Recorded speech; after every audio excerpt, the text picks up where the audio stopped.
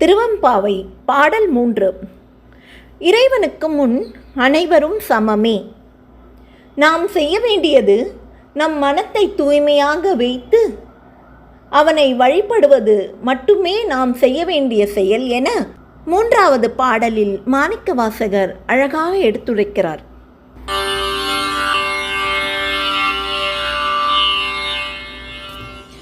முத்தன்ன வெண்ணகையாய் முன் வந்து எதிர் எழுந்தன் அத்தன் ஆனந்தன் அமுதன் என்று உள்ளூரி தித்திக்க பேசுவாய் வந்தன் கடை திறவாய் பத்துடையீர் ஈசன் பழடியீர் பாங்குடையீர் புத்தடியோம் புன்மை தீத்தாட்கொண்டார் கொள்ளாதே எத்தொனின் அன்புடைமை எல்லோம் அறியோமே சித்தமழகியார்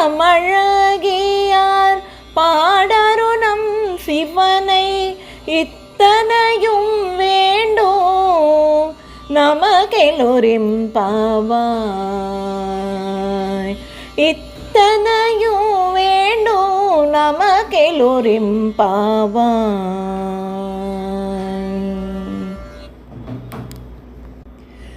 முத்து போன்ற வெண்பற்களை உடைய எங்களுக்கு முன்னே எழுந்து வந்து எங்களை எதிர்கொள்வேன் என்று சொன்ன எங்கள் தோழியே, உனக்கு தந்தையும் அமுதுமாயிருப்பவனாகிய சிவபெருமான் என்று பேசிய நீ இன்று இவ்வாறு தூங்கலாமோ என வெளியில் இருந்த தோழி கேட்க, உள்ளிருந்த தோழியும் அடியாள்களுள் அனைவரும் சமம் தானே, இதில் புதிய பழைய என பார்க்கலாமோ என மனம் வருந்தி கேட்க, அதற்கு வெளியில் இருந்த தோழியும் மனம் தூய்மையாக இருக்கும் நாம் அனைவரும் செய்ய வேண்டிய செயல் நமது இறைவனாகிய சிவபெருமானை வழிபடுவது மட்டுமே.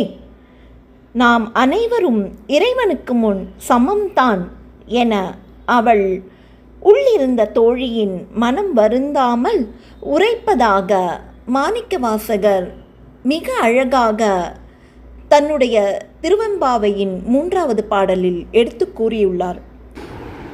நீங்கள் கேட்டுக்கொண்டிருப்பதோ தமிழருவி வானொலி ஜெர்மனி மார்கழி மாதத்தில் நாளும் ஒரு திருவெம்பாவை பாடலை கேட்டு மகிழ்வோம். நாளை வேறொரு பாடலுடன் உங்களை சந்திக்கிறேன். கிரிஜா ராஜசேகர், சென்னை, மயிலாப்பூரிலிருந்து. நன்றி, வணக்கம்.